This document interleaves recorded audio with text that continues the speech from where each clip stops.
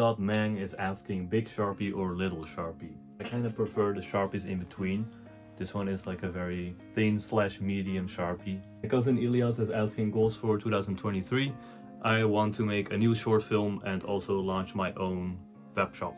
So I got multiple questions regarding inspiration, and I want to show this manga. It is called Tekken Concrete.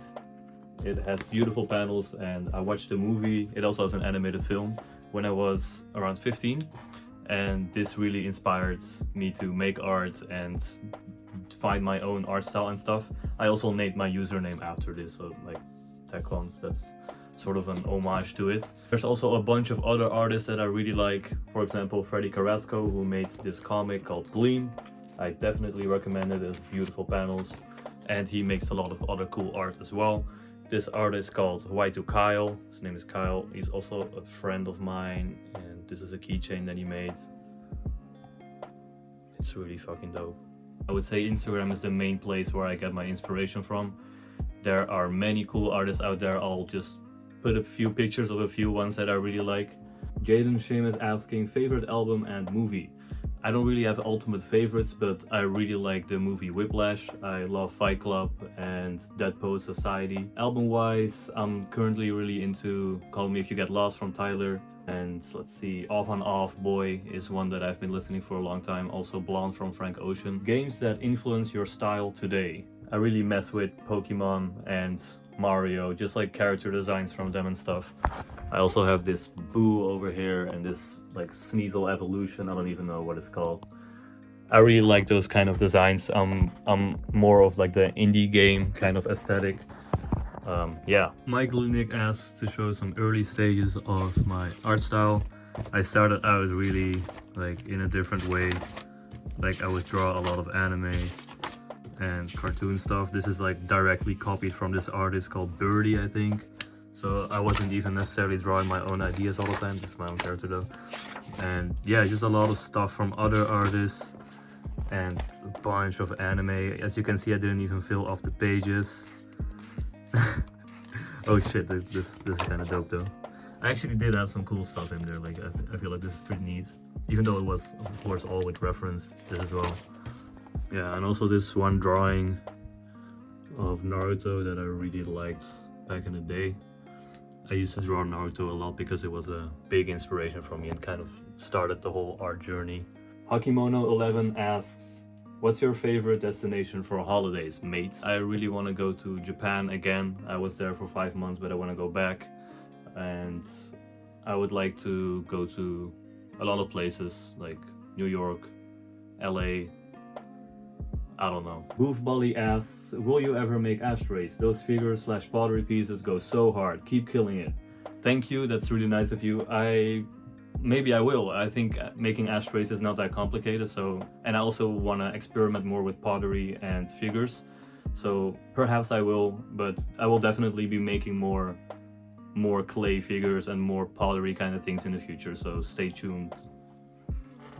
Mashal is asking, what was Japan like in terms of the art scene there? It's very diverse, there's a lot of different artists, and there really is no end to getting to know the whole art scene. I feel like being there for 5 months, I still only have seen like 10% of everything that there is to see. Yeah, very diverse, very interesting. Yeah, there's people coming from all over the place. Best video game soundtrack. The first thing that comes to mind is Dire Dire Ducks from Super Mario 64, I think. It's fucking amazing. Favorite PS2 games? I never played PlayStation at all, never. I've never been that much of a gamer. I had a Nintendo and a Wii. Andre is asking, what's your favorite song? I don't really have one favorite, but according to Last.fm, my most played song is Angelus from Elliott Smith. My friend Rick Brippold asks, what kind of food do you like to eat while drawing?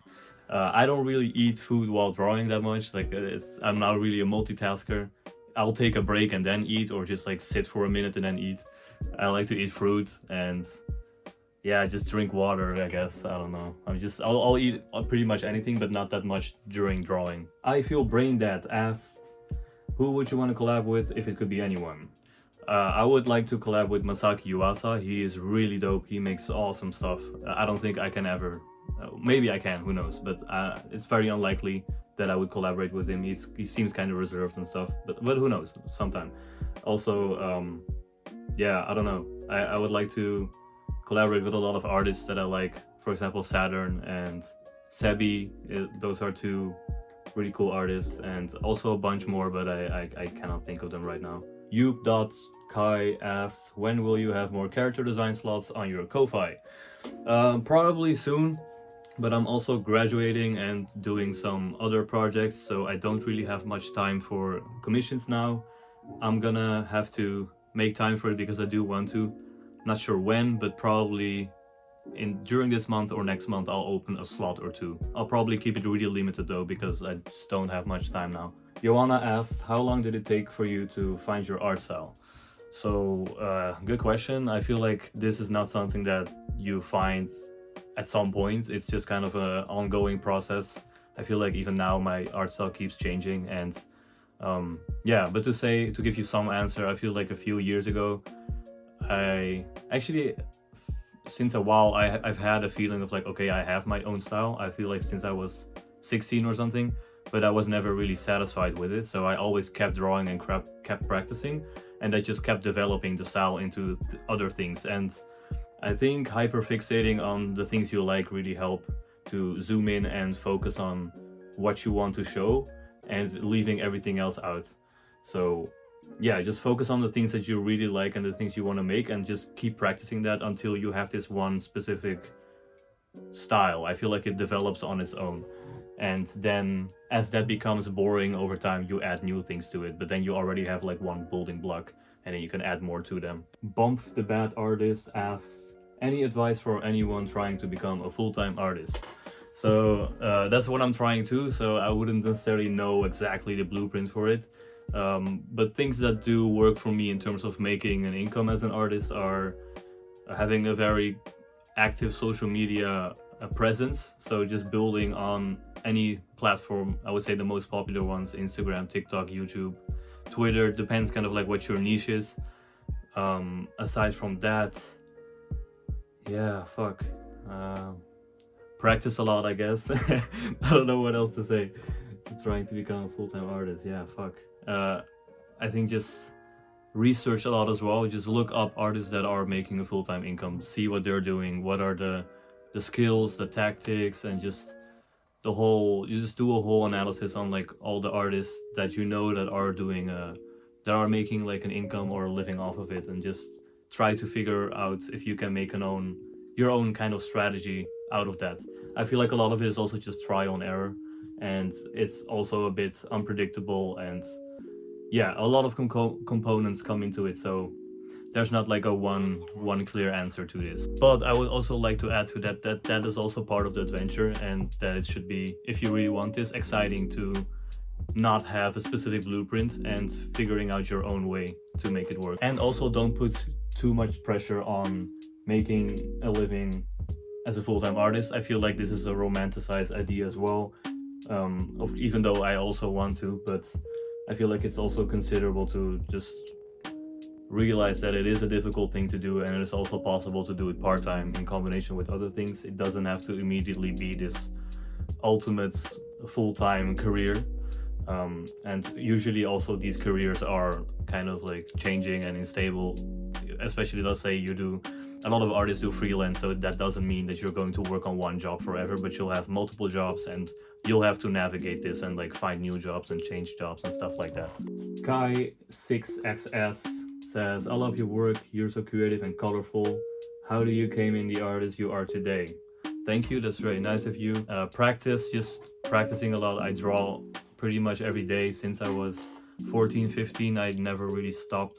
Of course, there's like moments where you feel like burnt out or depressed or whatever, and like you just can't draw, but generally just kept practicing for a long time, being really obsessed and just absorbing art a lot and hyper focusing on goals and things you want to do, and like just drawing a lot. Marcus Donner asks, how do you market yourself as an artist? Well, yeah, this kind of ties into making a living as an artist. I would say the easiest way is to present yourself in an online space. So let's say Instagram or YouTube or TikTok, Twitter. Be active and show your work. if no one sees your work, no one knows what the hell you're making, no one can like it. Aside from that, yeah, I would say try to connect with other artists that you really like, and also just other people. Build a little community and join a community that you really like. I feel like it's important to not look at it in this way of I'm a lone artist or a lone wolf artist or whatever, especially in terms of marketing, because it's about people. Marketing is about people, so you need to connect with people. So just find ways to connect with people and keep doing that. That motherfucking dino asks, have you ever truly felt happy with your work or just satisfied in the moment? Nice question.